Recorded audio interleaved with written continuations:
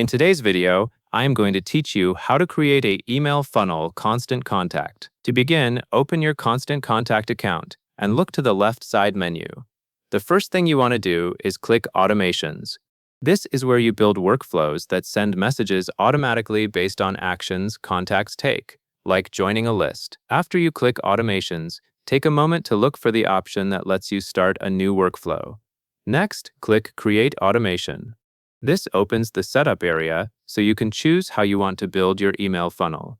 In this part, Constant Contact is asking you whether you want to start from something ready-made or if you prefer to build it yourself. Now you will choose your starting point. Select Use a Template or Build My Own, depending on how you like to work. If you want a quicker launch, templates help you get structured right away. If you want full control, building your own lets you set everything exactly how you want it. After making your selection, click Continue to move forward.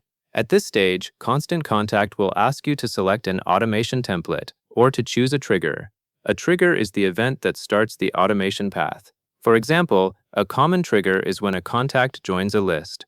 Choose the template you want, or if you are building from scratch, select the trigger option that matches the funnel you are setting up.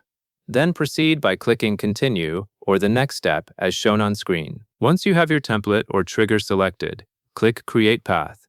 This is where the automation becomes a visual workflow. You are about to define the first action and the order of messages that will happen after the trigger fires. Take a quick moment to confirm you are viewing the automation path area before you make changes. Now set the trigger. For example, select Contact Joins a List, and then make sure you choose the correct list that will feed contacts into your funnel. Setting this correctly matters because it determines which people will receive your emails and when the sequence starts.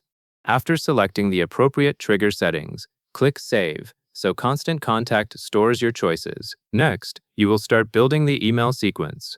Drag the Send an Email step onto the automation path. When you place it on the path, you are adding a first message to send after the trigger. Then create a new email or select an existing email depending on what you already have prepared. If you are creating a new email, choose the email content and layout that matches your funnel purpose. If you already have a message ready, selecting an existing email will help you reuse it. After the first email step is in place, you need time between messages, so the sequence does not send everything at once. Drag the time delay step onto the automation path. This delay controls how long Constant Contact waits after the previous step before moving to the next email. Choose a delay that matches the pacing you want for your funnel, such as a number of days or hours, depending on what options are available in your setup. With the time delay added, you will add another message to continue the funnel. Drag another Send an Email step onto the automation path right after the delay.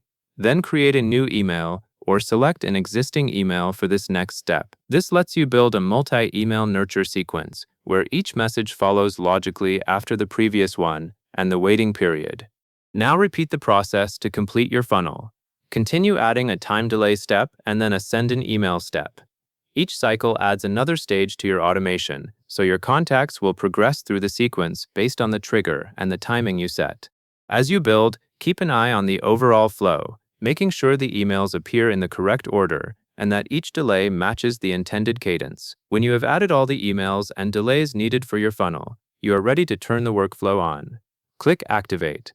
Activating the automation will enable it so Constant Contact can start sending emails to contacts who meet the trigger conditions. And that covers everything you need to know. And that is all there is to it.